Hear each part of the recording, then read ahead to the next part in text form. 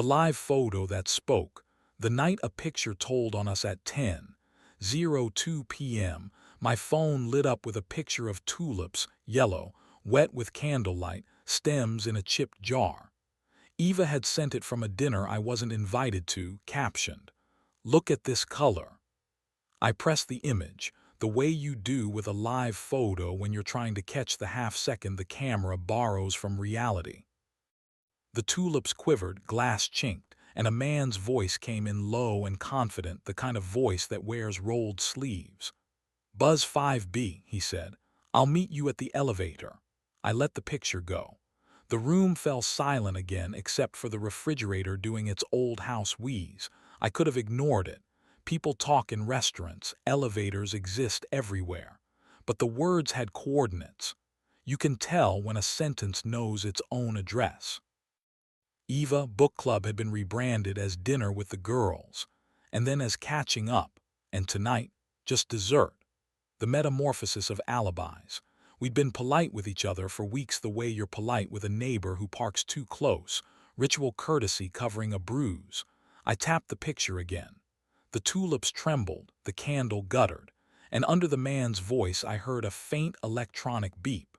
The old intercom chimed from buildings that were expensive before anyone cared about insulation. In the polished spoon beside the jar, a smear of neon wrote backwards letters. LAUN. I knew that reflection. Holland Laundry, 5th and Pike. Right by the caged elevator I loved because it reminded me cities used to be built by hands. I put on shoes and a jacket and the kind of expression that looks like confidence if you pass it at speed. On the way out, I paused by the shelf where we keep keys and permission. Her spare sat in the dish, polite as ever. I left it. I wasn't going as a burglar. I was going as the person who had paid the deposit on our life. The night was cool enough to decide things for you. I drove with the radio off. Streetlights shelved along the windshield. A cyclist in a yellow jacket rid a thin diagonal of urgency across my lane. I parked 2 blocks away because walking felt like thinking, and arrived at the old warehouse that had been converted into lofts by an architect who loved brick more than people. The intercom was the same model I'd expected, metal like a dented trophy, stickers of old bands peeling off like molting snakes. I didn't press any buttons. I waited. Every building like this has a delivery timetable. At 10:24, a man with a pizza box buzzed and spoke into the grate. 5B. The door clicked. I held it with my palm, nodded an apology that wasn't for him, and went inside on the plausible authority of cardboard and hunger. The caged elevator sat in its shaft like a retired boxer. I pulled the gate, pressed 5, and watched the iron grid lift slices of floors past my face. In the hall up top, the air smelled like cumin and varnish. Somebody had painted the numbers in a font that wanted to be European. 5A, 5B.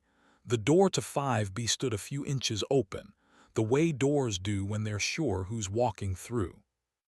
In the sliver of space, I could see the rectangle glow of an oven and hear the mutter of 2 people setting down plates. The tulips from the picture sat on a kitchen island larger than the bed we used to have. I didn't step closer. I am not brave in the right ways. I am not a man who kicks in a door and serves justice I can't afford. I leaned against the cool wall and listened to my heart campaign for a position it was not qualified to hold. From inside there was laughter and the sound of someone putting a bottle down gently, like a small apology. Eva stepped into the doorway, backlit by soft light, black dress that knew what it was doing. She didn't see me at first. She reached for the male slot to slide the chain into place. I said her name the way you say it when you want it to mean come back into the same sentence as me. Her whole body flinched the way a deer does when memory catches up. I'm deleting the draft message I wrote to him a week ago that was 90% closure and 10% doorstop. I'm not going to ask to see your phone, I said, but I am going to walk you back to 5B and wait in the hall while you say goodbye. The door to the roof resisted again, embarrassed to open both ways. In the hall, she paused with her hand on the doorknob and looked like a person about to stand up in a meeting and say something true. "One more thing," she said. "You've been good, polite. In our kitchen, in our life. I need you to be loud sometimes. Not angry loud, wanting loud." "I can do nouns," I said. "I want you. I want a house with fewer chairs for other people." She went inside. I stood in the hall and memorized the pattern of the runner rug because details anchor me when stories try to throw me overboard. Voices murmur. A drawer opened and closed. When she came back out, her mouth was set in that way that means something has ended but dignity got to keep the last word. "All set," she said, and this time the phrase didn't sound like hospitality. It sounded like maintenance, which is the closest thing to salvation most days. I told him I'm not a student anymore and I don't take extra helpings home. We walked to the elevator and it decided to be art. It stalled between floors.